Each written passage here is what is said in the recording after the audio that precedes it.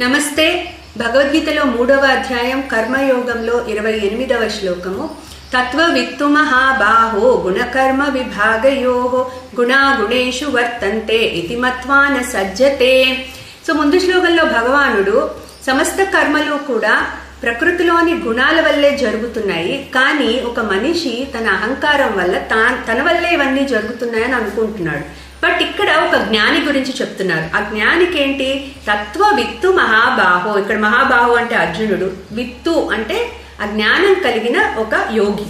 So అటువంటి యోగి ఈ తత్వాన్ని అర్థం చేసుకుంటాడు. అంటే ఏంటి? ప్రకృతిలో ఉన్న గుణాల వల్లే కర్మలు జరుగుతున్నాయి కాబట్టి గుణ కర్మ విభాగయోహో, అతనికి ఈ గుణాల తత్వము కర్మతత్వము రెండూ తెలిసి ఉంటాయి.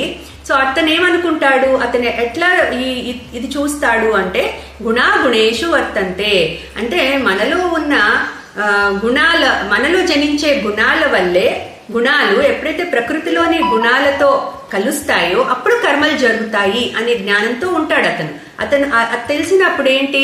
ఇది మత్వాన సజ్జతే. సో ఈ కర్మ, ఈ గుణాల వల్ల జరిగే కర్మల వల్ల అతను దాని పట్ల ఆసక్తి చూపించడు అని చెప్తున్నారు. అందుకని ఏంటి ఇక్కడ మనకి మెయిన్ మనం తెలుసుకోవాల్సింది ఏంటంటే, సో మన స్వభావం వల్ల మనలో వచ్చే ఈ సత్వ రజో తమో గుణాల వల్ల మనం కర్మలు చేస్తున్నాం. సో అది మనం అబ్జర్వ్ చేసుకుంటే ఈ కర్మలు దాని వల్ల జరుగుతున్నాయి అని మనం అర్థం చేసుకుని కర్మ ఫలితాల పట్ల ఎక్కువ ఆసక్తి చూపించాం మనం.